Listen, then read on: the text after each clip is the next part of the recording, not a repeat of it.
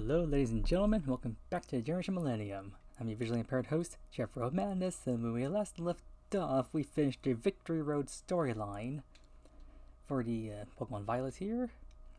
And this is going to be part 3 of that particular franchise. And as I mentioned before previously, we already took down, well, not like me, but I had helped taking down the Titans. And now that we have all 8 gym badges, we now have 13 out of 18 badges. And, well, as you can see, I've been busy because complete Pokedex here. Not to mention, yeah, I already have quite a few hours on this game already, so yeah, but now we're gonna take on the next storyline for Team Star, Starfall Streets, and I tried to get as close to the first base as I possibly could, and I think I should be triggering a cutscene here. Yep, there we go. That's the one thing I like about the Star bases. Once you get somewhat close to them, you trigger the cutscene and then you just go into the battle. But what's also annoying about these encounters is the fact that if you get too close to their base, not to trigger these cutscenes, but rather you like enter the vicinity of their base in other areas, you pretty much get forced into a cutscene that essentially tells you to just, you have to enter, if you want to challenge the base, you have to enter the proper way, which is to go to the front entrance. And the problem is like they don't really tell you what the front entrance is, they just show you a picture, so it can be mildly annoying if you're low vision like me. And in front of every single base, there's always going to be a grunt that essentially is going to block your path, and you have to defeat them to gain entrance. And then once you go through a bunch of other cutscenes, I think Cassiopeia is going to call us after this.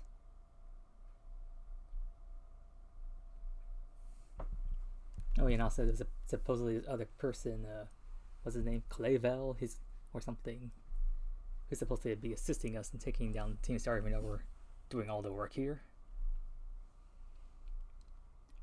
Yep, here's Cassiopeia, and I think she's just gonna give us information about the leader of this base. This is the Dark base that you're at over in the West Province Area 1. Technically the first base you're supposed to go after. And I think the doorbell should be around here somewhere. Normally they dump you right in front of the door.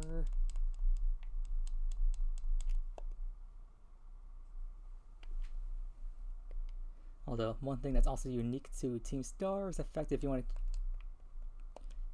challenge them, you need to have 3 Pokemon in your party. But not just any 3 Pokemon, they also have to be Pokemon that are of your level, meaning that if how do I explain this?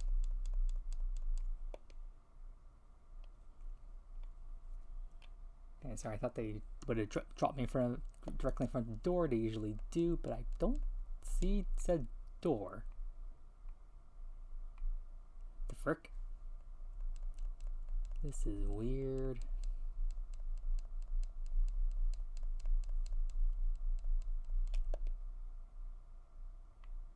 Oop, I think I'm going backwards because I hear a rock ruff in the area. I need to run, I need to run. Maybe I had to go back inside the gym or the base.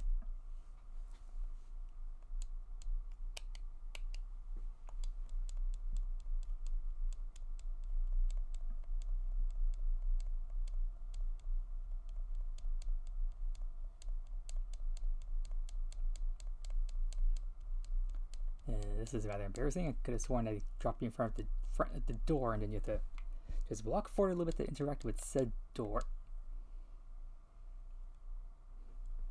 Wait, what? You can find Swablu in this area? Okay, that's just weird. Most province usually has a bunch of like Mankeys, Rockruffs, Mudbrays, and then at nighttime maybe the occasional Ghastly and Drifloon. But Swablu, that's a bit random. But anyway, since I have wild encounters, I need to run back in this direction, I think. I hear a Gimmighoul. That must be in the vicinity of the base.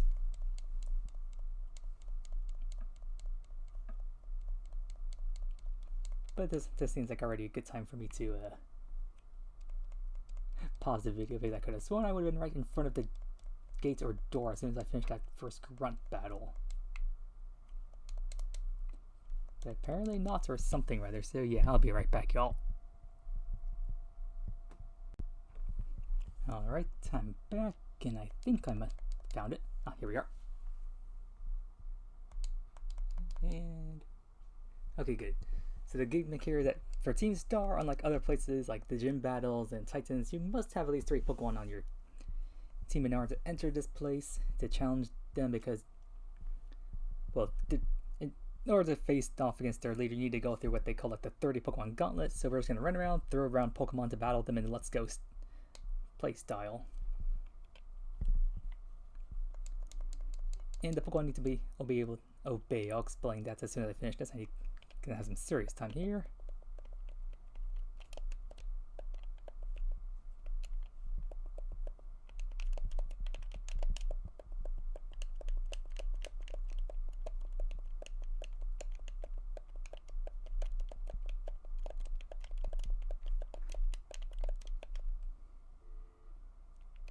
So there are 4 Pokemon in that round, not bad. And this particular section is not that difficult. I mean, I have a team of level 100 Pokemon, so it's hardly going to be difficult. But what's difficult for me is being able to see where all these Pokemon are and where I need to battle them.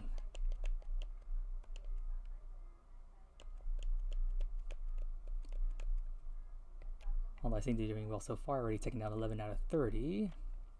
But that's because the first couple bases, they're not really, shall we say, organized or separated that difficultly.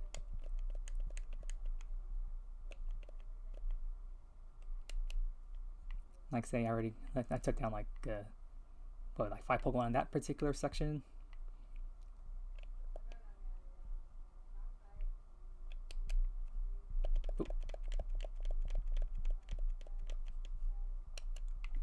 I think I might have messed up there, unless I missed some Pokemon previously.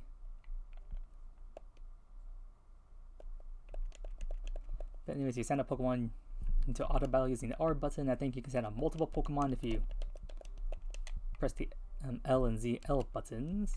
You can recall your Pokemon by pressing ZR.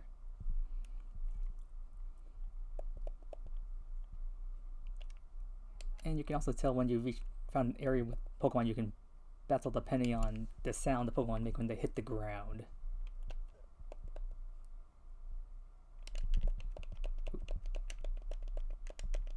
I found an area here.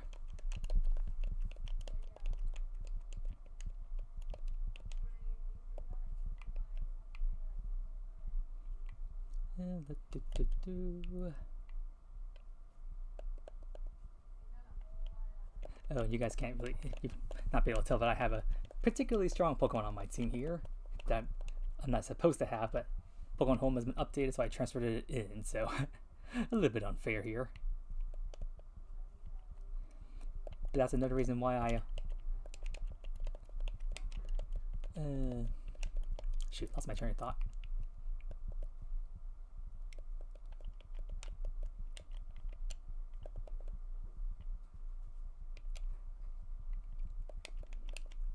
Oh yeah, but that's also the reason why I I don't usually record these episodes immediately. It's why I have a little bit of time to wait for the home update, and I can just like start transferring things in. It just makes steamrolling through these playthroughs a bit easier because, again, for me, my challenge is to just navigate the game, not to go through the battles. Battles are what the average player would find difficult, but for me, what's difficult is not the battles, but just navigating the game itself. Like in this section right here, like I can't see anything I'm doing right now. I'm just literally just spamming buttons. I think I should be relatively close to finishing this particular puzzle.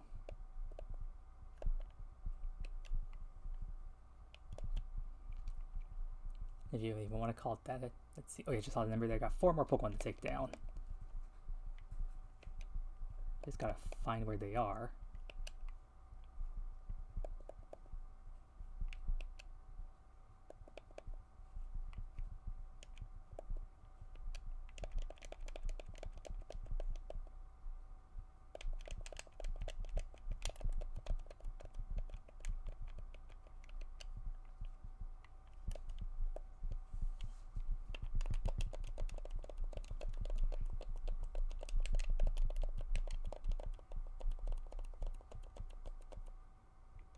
Ah, so close. I got one more left somewhere. Dang it.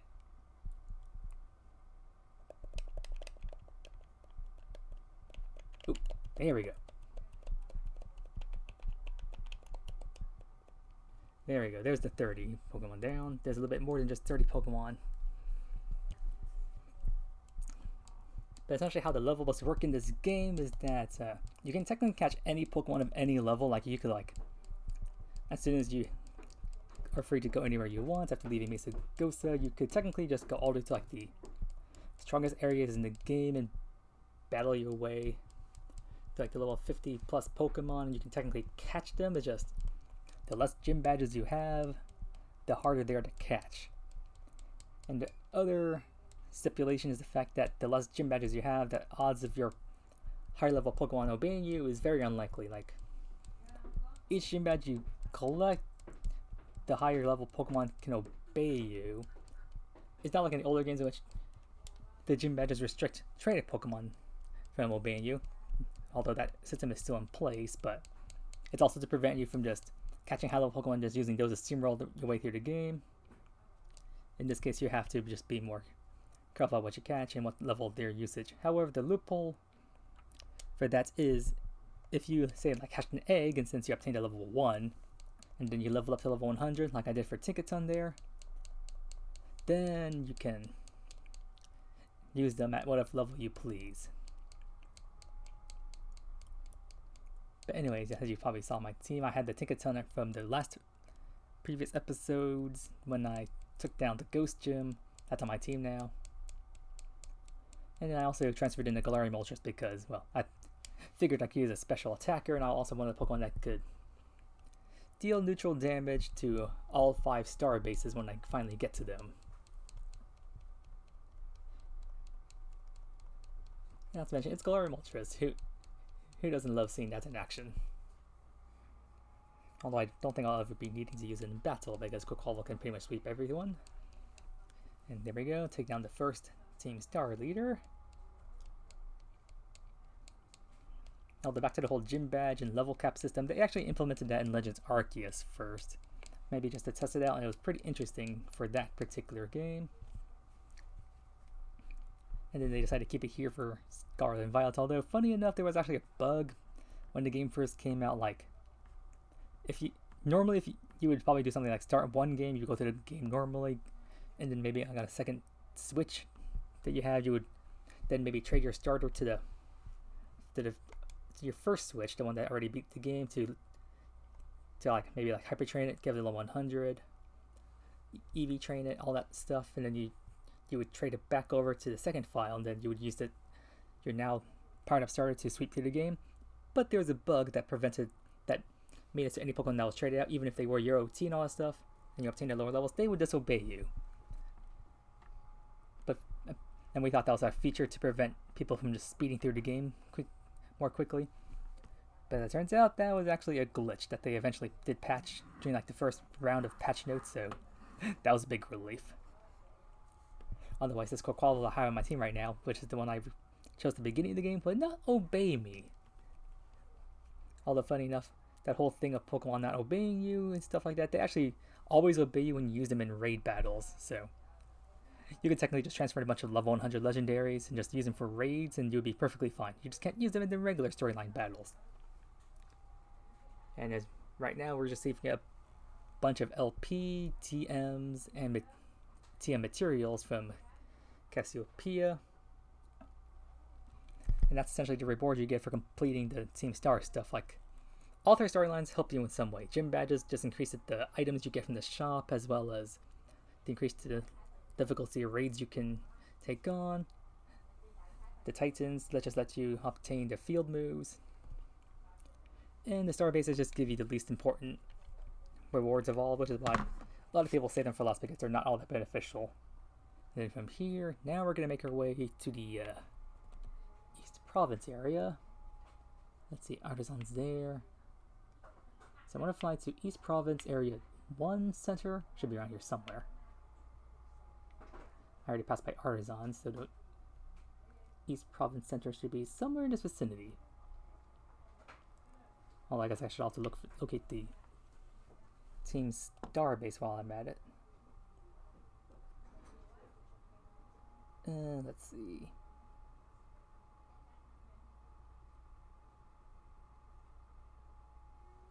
Ooh, what's this? Oh, East Province Area 1 Center. Yay! And just like I mentioned before, like how I already flew to all the gym cities, I also flew to all the major Pokemon centers I need to fly to for Team Star stuff. And then from here, Team Star base. Oh, right here. Wait. Just a little bit to the northwest here somewhere, I'm pretty certain. No, that's Area 2.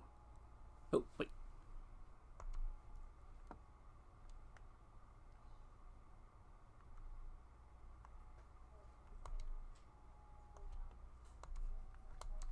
There you go, now it says the destination. And that should be the fire crew, right? Yep. This is the one I mentioned previously that my cousin accidentally got too close to, so already triggered a cutscene here, but I think I'm not sure that includes the battle with the Star Grunts. We'll soon find out.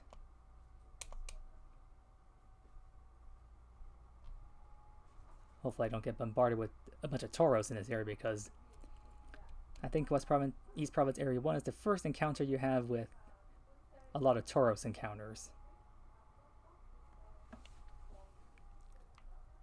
And let me see here. Trying to keep an eye on the mini-map here.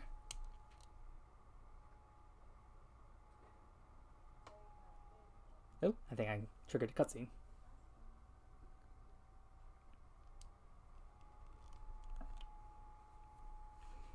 So funny enough, when I first played Pokemon Scarlet and Violet,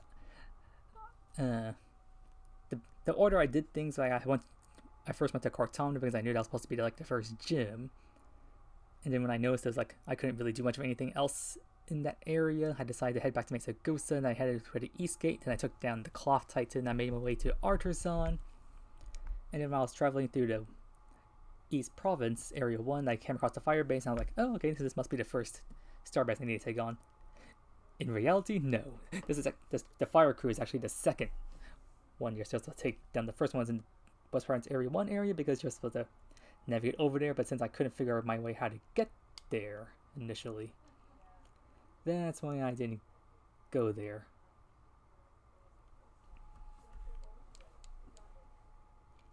But now we should be initializing the battle with the Star Grunt now.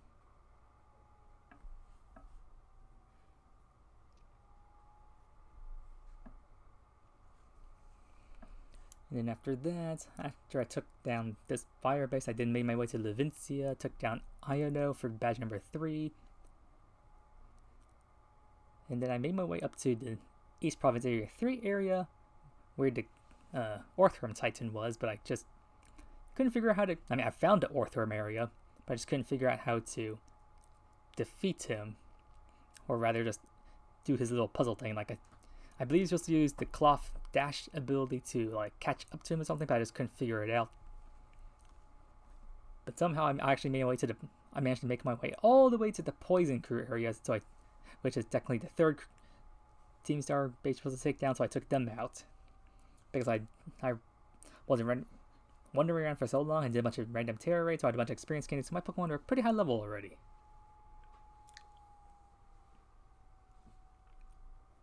But anyways, I'm just using my turbo controller to skip all this dialogue because it's not just same old, same old.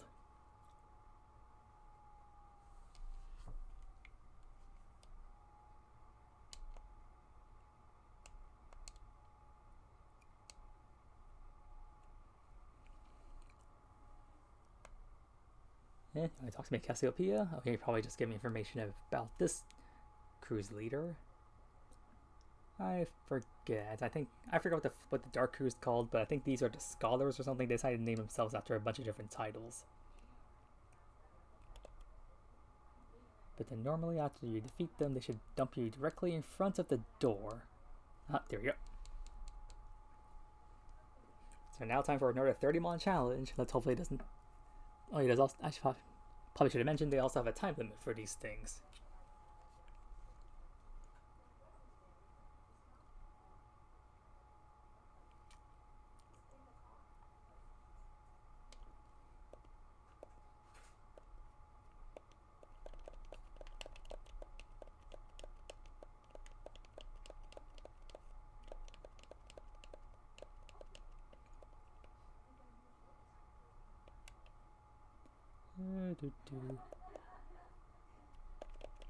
Yeah, take all these fire Pokemon out.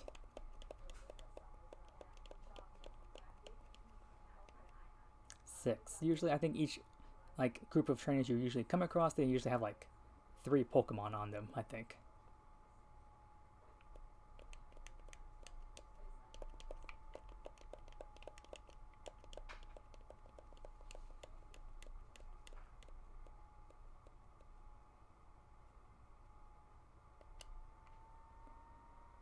Let's see.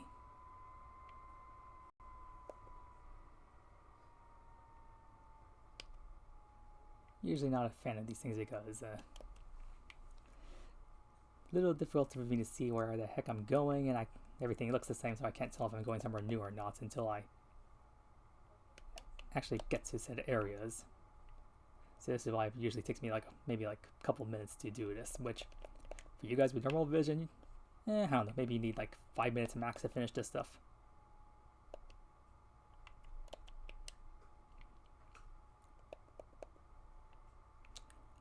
Oh yeah, you guys are, if you might also be wondering why I'm not using the shiny version of Galarian Moltres here, and my answer is because that's boring.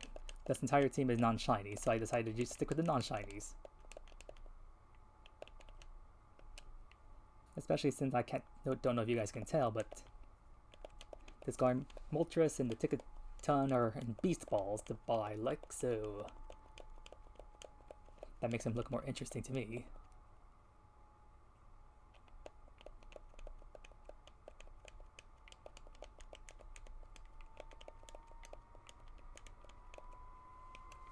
Well, I don't know how that happened, but I took down like 6 Pokemon in that vicinity. Not that I'm complaining.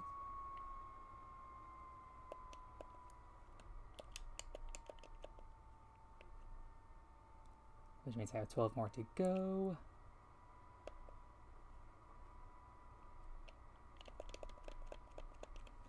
Yeah, I'm just listening for certain sound effects so I know I'm in the vicinity of Pokemon to take down. 9 more to go. Guess I'll just travel in this direction because it seems like I'm supposed to go in this direction, I think.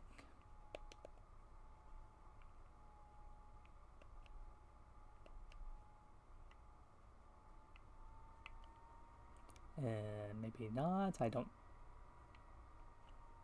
I think I keep running into a wall or something. Wait, is it like a bridge I need to cross or something, or is that a different base?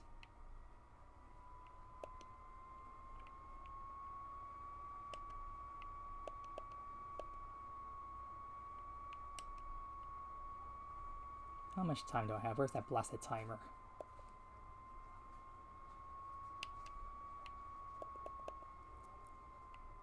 Well, if I end up having to redo this, which I hopefully don't, I'll just cut out that section and I'll just resume the recording when I get to the star leader.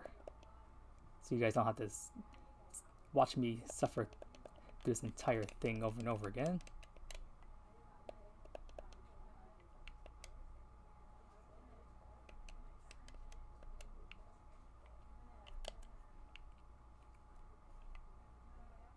Oh, I found people. Do you hook one? Doesn't sound like it. I don't know if I'm going backwards or not.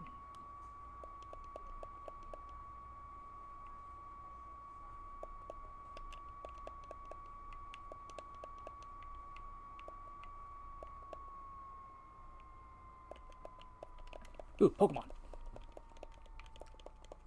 He is fresh victims.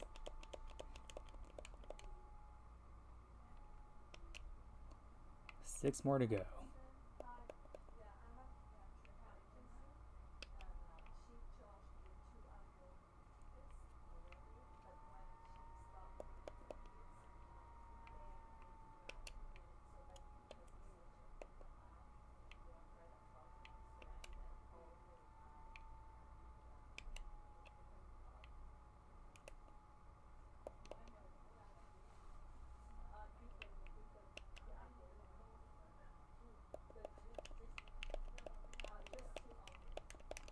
I heard a sound of people throwing out Pokemon.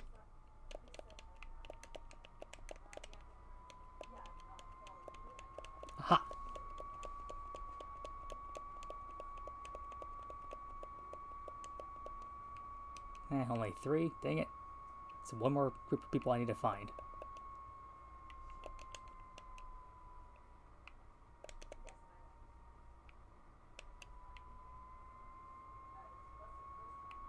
Come on, I can do this. I just need to find one more group of people.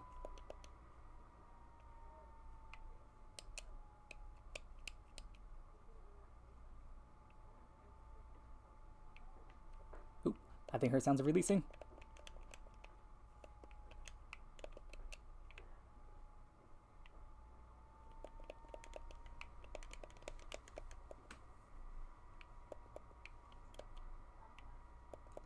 Come on, I can do this. Come on.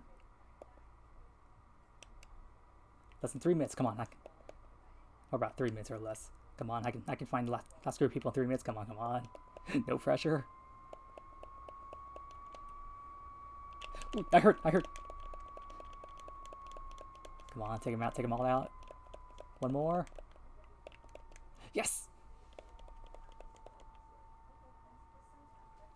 Whew, I was getting a little worried there.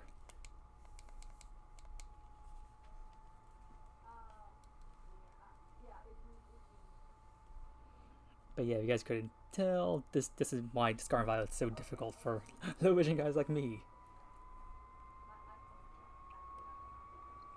Because these challenges are just not vision friendly. And let's see, we're pushing the half-hour mark on this recording. I'll hopefully be able to get through... Yeah, I should be able to get through 3 Team Star guys, maybe a 4th one. And then on the following episode, I can take down the last star base and all the... finish the post-game battles. Like, in the last episode, we did the Champion Nimona battle. That's like the final battle for the Victory Road storyline. Starfall Street also has a final battle that we need to take down. Can I attack it? Hello? There we go.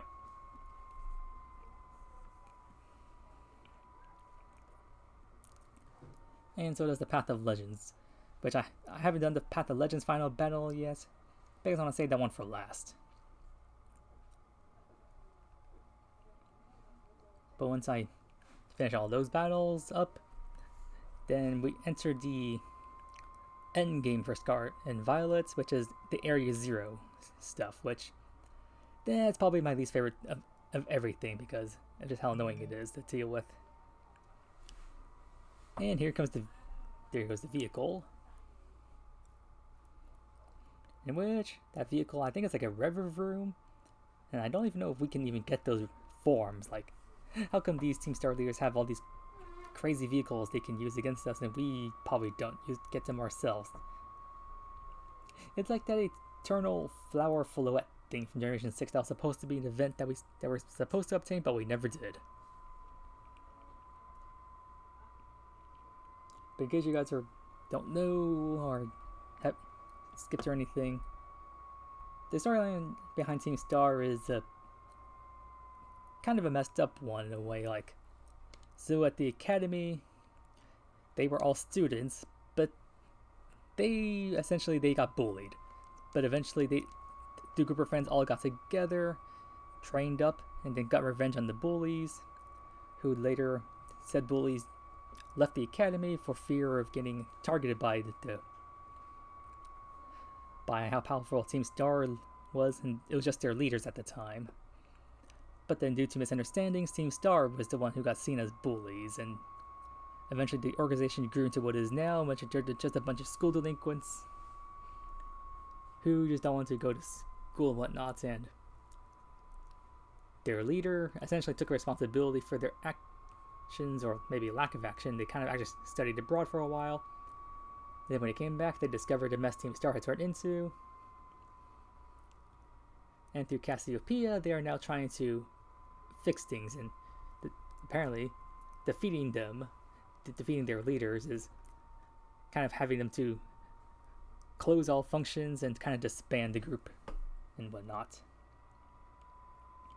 And you can already tell Cassiopeia is suspicious because if you actually read her dialogue, she seems very sentimental and sad about the fact that all the members of Team Star, the leaders, are being defeated. And this Penny girl is also not suspicious whatsoever, considering she always shows up to give us all these items, although she's supposed to be Cassiopeia's correspondent or something. Like, she's the one who gives us all the LP, TMs, and TM materials. And that Clavel assistant guy, apparently that wasn't part of Cassiopeia's plan, but she's also interested in the fact that he's been assisting us somehow. I don't know how he's been assisting us, because we've been doing all the work.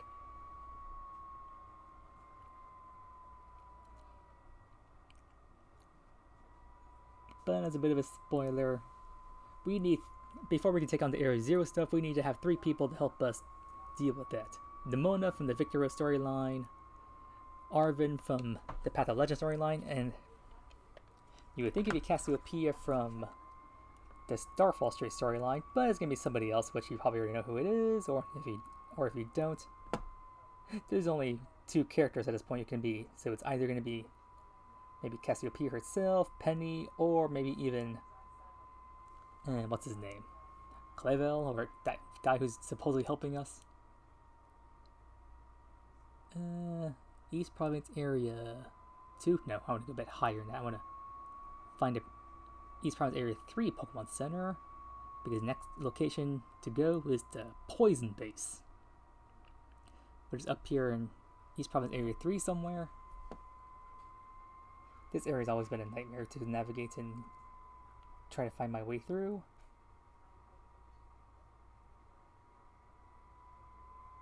Yep, East Province Area 3. Let's fly here. And yeesh, my phone's been... I'm getting a lot of notifications today. What's going on? That's like one of my favorite streamers is just started streaming on Twitch. Congrats to him, but I'm a bit busy at the moment, so I cannot join him as much as I want to, because on the day this episode is being recorded, the 7-star Delphox event will be going live later tonight, which unfortunately I will not be able to join my friends live to take down, but I will definitely be preparing my support mons or whatnot for that raid. Where's the Poison Base? Should be around here somewhere. I still can't believe that during my casual playthrough I actually found the Poison Base completely by accident. I wasn't even really like aiming for it, it just sort of happened. I just happened to stumble upon it while I was just running around the area just doing stuff. But it should be in this vicinity somewhere. Or at least I think it's in this area. It was supposed to be in this area. What's this? Oh, that's Sepapico. Maybe a little bit more north of here. It's like if you can see that on the map, it's kind of like supposed to be Aha, there it is. Yeah, it's like kind of like this like rugged area on the map where like the dark mountainish looking lines kind of intersect. Let's see. Trying to. When it comes to the mini map, I always try to focus my camera a bit. Well, not my camera, but the game a bit, so that when I'm marking the map, it's pointing to the north, so I can just keep going forward when I'm following the map. But that's difficult to do when I keep encountering these random Pokemon, which I don't care about unless they're shiny. Although I have found several Pokemon, well, not several, only a couple Pokemon randomly in the wild shiny. Oh, did I find it already?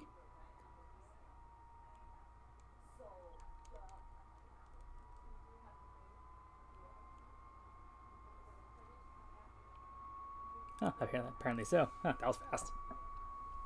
I didn't know the Poison Base was that close to the Area 3 center.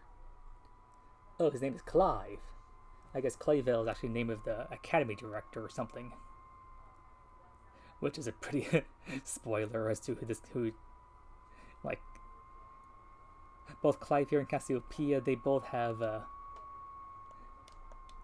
I guess you can call it secret identities, and just in case something happens 2 of my recording, I'm going to save here.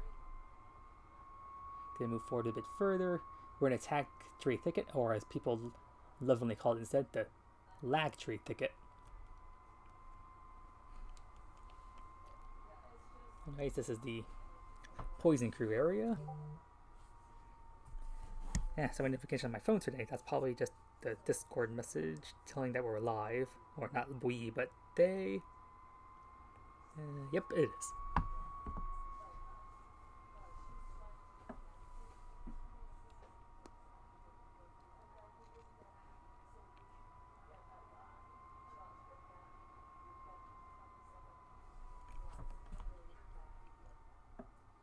I'm also glad I'm actually fighting these guys' bases much faster than I did previously. Well, the fact they're also closer to the different locations is also nice and beneficial.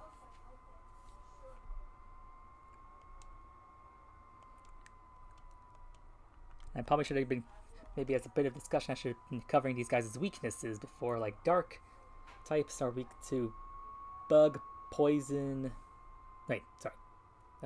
bug, fighting, and fairy. Those are the first ones I can think off the top of my head. And then fire is weak to rock, water, and ground. And then now we're... Oops, I didn't mean to press the button to switch out there. I think this is probably the first time that the Star Grants have had extra Pokemon. But now that we're on the poison crew area, these guys are weak to psychic and ground. I think that's the only weaknesses.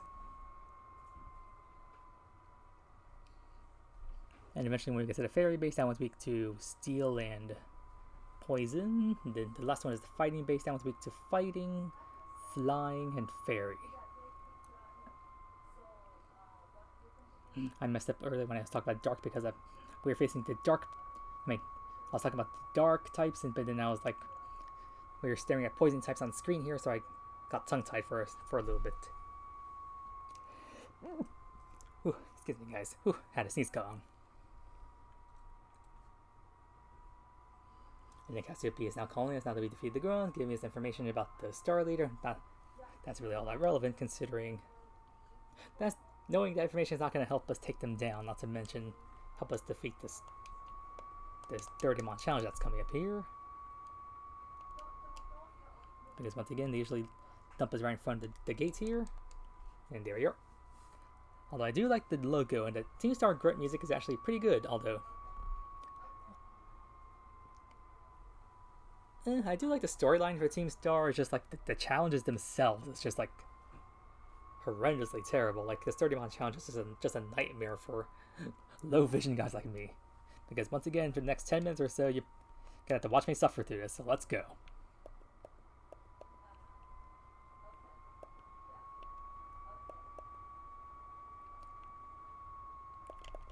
And the last one was hard, and this one's gonna start becoming a little bit more difficult.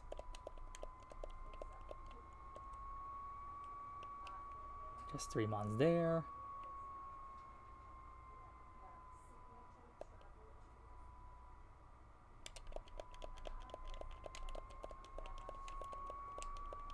What? Wait, did I only take on 1 Pokemon? What?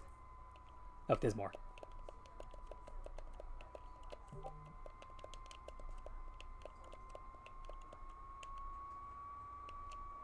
Well, at least I took down 6 Pokemon there. Moving on. Typically, I think you like move around a big circle around this base, and you just defeat the Pokemon as you come across them. The problem for me is that me just finding the path to take all these guys down can be quite the pain.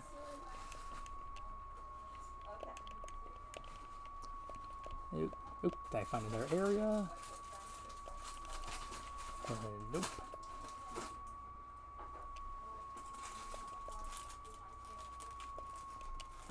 NPCs, and no challengers. Just need to keep an eye, well not an eye out, but my ears open.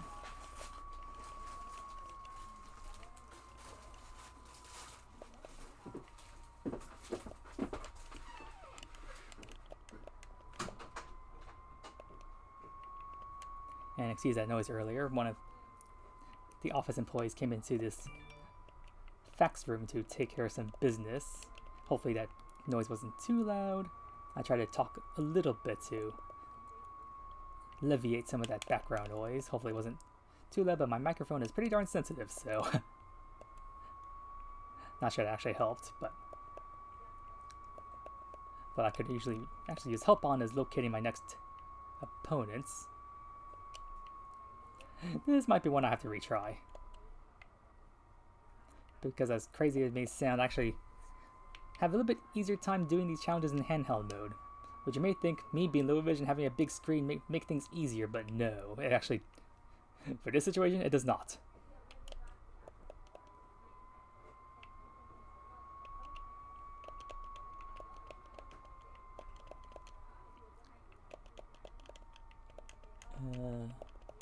Crap, I'm already down to the 7.5 minute mark, and I'm only found 9.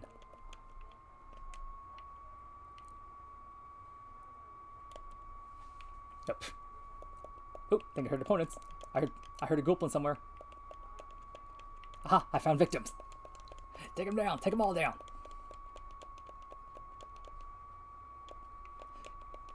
Yes, yes, yes, I hear multiple victims. Yes, yes, take them all down. Yes, yes, yes.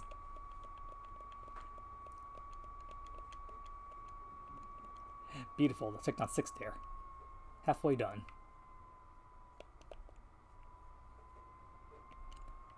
I guess it was more entertaining for you guys just listening to me panicking, trying to... Maybe you just sit there in anticipation, see if I can actually take these guys down. Ooh, I hear victims!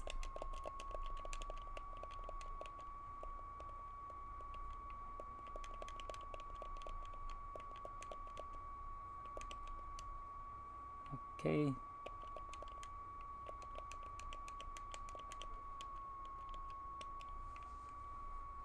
Guess I defeated one extra Pokemon there somehow.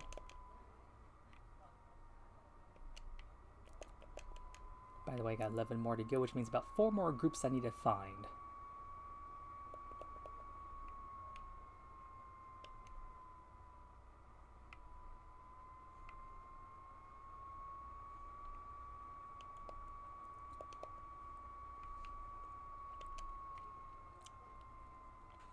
Let's see here.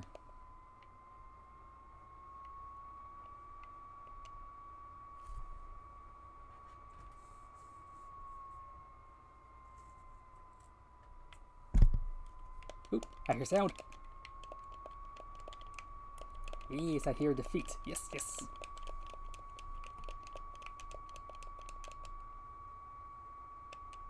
Well, I guess I caught up. I'm on 21 now, but...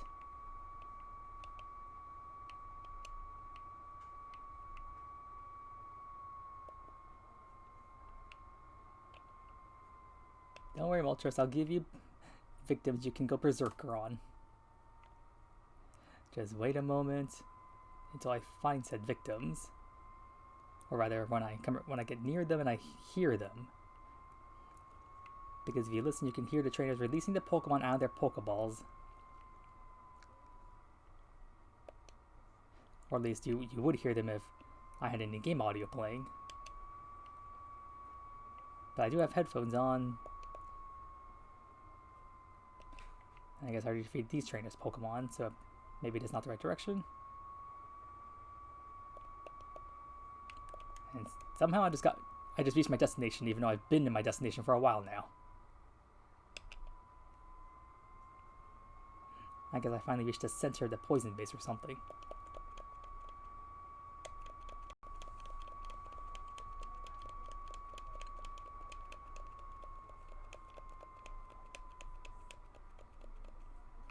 Six more to go. I can do this.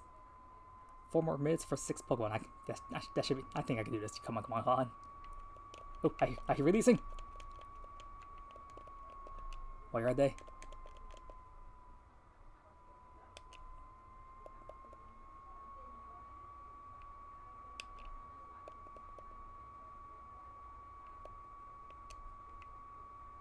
I could have sworn I heard releasing. Where are they?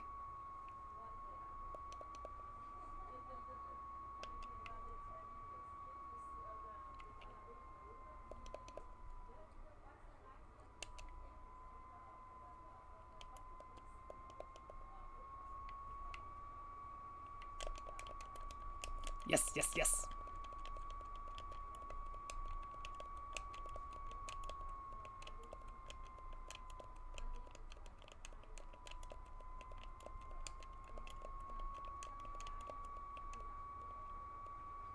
Oh wow, I went over the top. I took down 32. Yes, it actually is possible to go a little bit overboard, which is not a bad thing.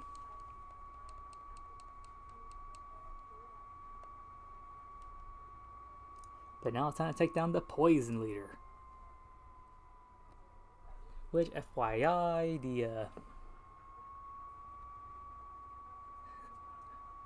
the Corcova's fighting type is not very effective on poison. Also, what else is not very effective on poison? Grass is not very effective, which makes sense because poison is super effective on grass. Fairy's not very effective on it, which also again makes sense. Poison has no effect on steel, but steel is neutral on poison. And that's all I can think of off the top of my head. But anyways, for this battle, I'll be relying on other attacks.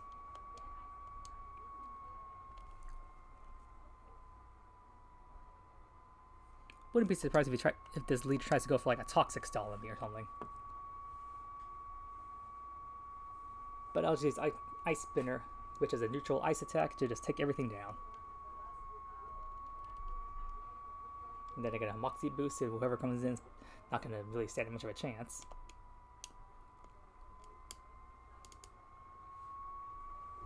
Oh hey, it's a Muck. Oh yeah, I also need to probably breed in a Alolan Muck to prepare for the Delphox raid, versus if it's actually Fairy Terra, which I think it is. I forget which one it was. Oop, did I mean to hit the A button for switching out? Hey look, I think that's a regular Revavroom. And whoops, the ice is not very effective on steel, but I got 2 Moxie boosts, so he's beyond dead. And then the Starmobile should be coming out next.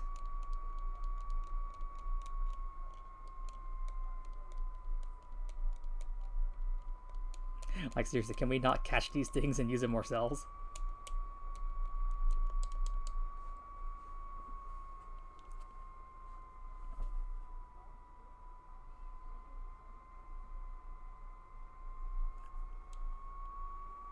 Wait, did he survive that?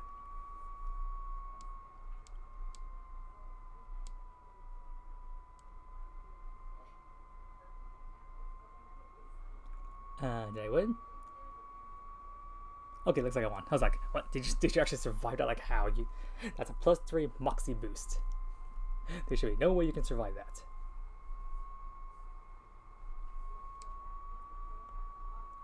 And I think it's here we actually get a cutscene flashback, which I think you get after you defeat 3 of the 5 star leaders, which they give some further backstory on what I was talking about earlier about how they got bullied, they fought back, and then they got, after they forced the original bullies to withdraw from the academy, they got seen as the actual bullies, even though they were not. They were the original victims. And now I think we're getting all the rewards.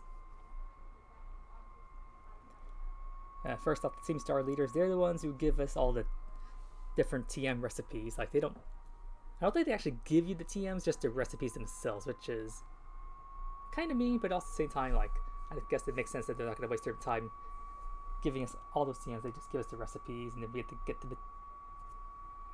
Like, they say they give us, like, Penny, who comes out later as Cassiopeia's, like, representative. She gives the materials for... maybe for those respective TMs, but I don't think she gives you enough materials to actually make the TMs, which is kind of disappointing, but I guess the fact she maybe gives you at least one of each material, so you at least unlock them.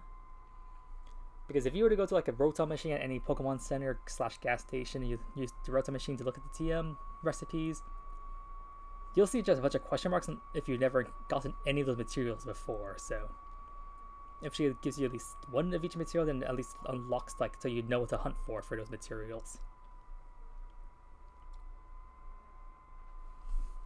And let me see the timer here.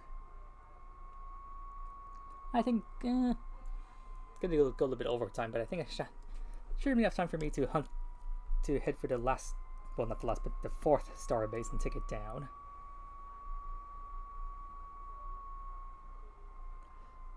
And Miraidon, what are you doing here?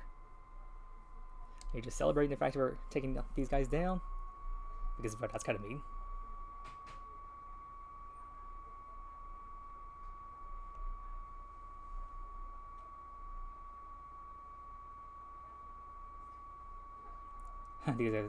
These guys are talking, yet I can hear a Gimmighoul in the background just making his noise.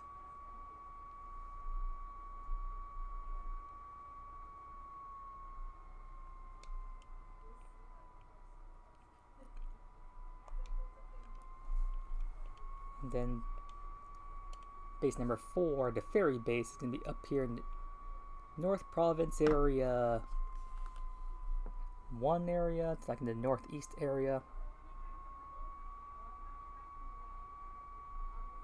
I'll probably just actually, might take me a while to just locate the base, so. Oh, area 3? Maybe this one's it. I'll fly here, and the ferry base should be in this vicinity. But maybe I'll actually save and end the episode here because I'm getting close to the 1 hour mark. If it takes me maybe like 20 minutes to, well, technically maybe like 30 minutes to do all that stuff. Like, taking me maybe 30 minutes to take care of the rest of the other 2 star bases, and then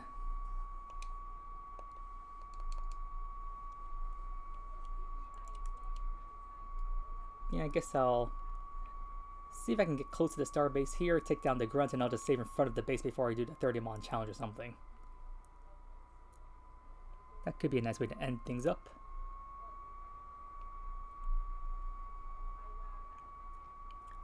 Why are there hop-ups in this icy area?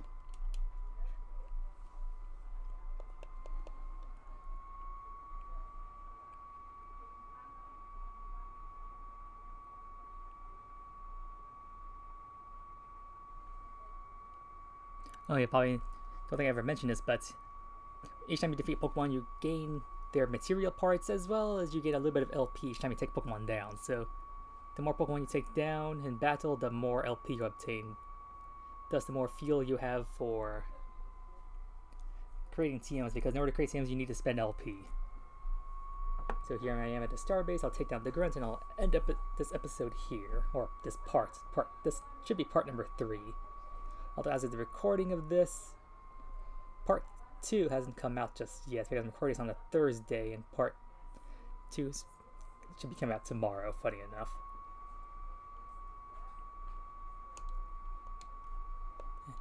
And I'm not sure what just happened there, but I think I just got a message saying I'm getting close to the ferry base. There we go. Now this should be the battle with the star grunt. So yeah, I'll just take care of this story stuff here, and then when I come back for the next episode, for the next part, for part 4, we shall take down the last 2 star bases, and then finish off Starfall Streets and Path of Legends, and then we'll begin our descent into Area 0, because oh boy, that's not gonna be a fun time.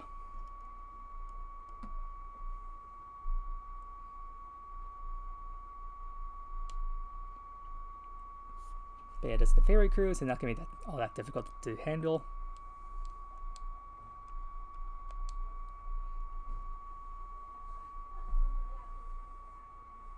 Wait, what the? Do you have priority or something? Was that a nasty plot or amnesia? What did you even do there?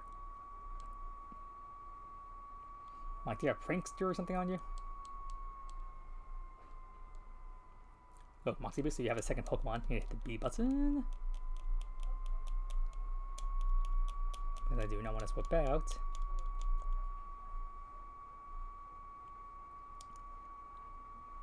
Another thing they really haven't improved upon for Scarlet Valley is the fact that the whole, like, when they prompt you to switch Pokemon and when you actually select yes, the time it takes to switch out Pokemon takes a long time. It feels like it takes like 15 or seconds or so just go through the whole process, where like on the old Game Boy Gen 1 it takes maybe takes like 5 seconds to switch out. So the fact it takes like 3 times as long here is pretty ridiculous. I mean, yes, the animations do take longer and whatnot, but that's no excuse. Because even back in Sword and Shield was more refined, so what's your excuse here?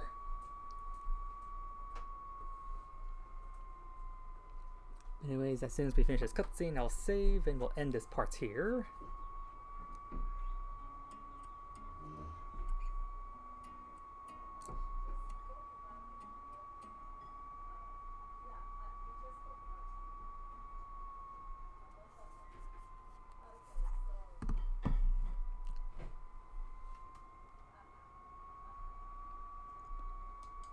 Oh, there we go. I was like, wasn't quite sure if we were there yet. But yeah, that's going to end this part, guys. If you enjoyed, like, comment, subscribe, share with your friends. And if you're interested to support me via Patreon, and gain access to a special Pokemon home account and all that stuff, and join the Pokemon community, links down below to the description to all my social medias. And well, I'll just see y'all next time. Take care!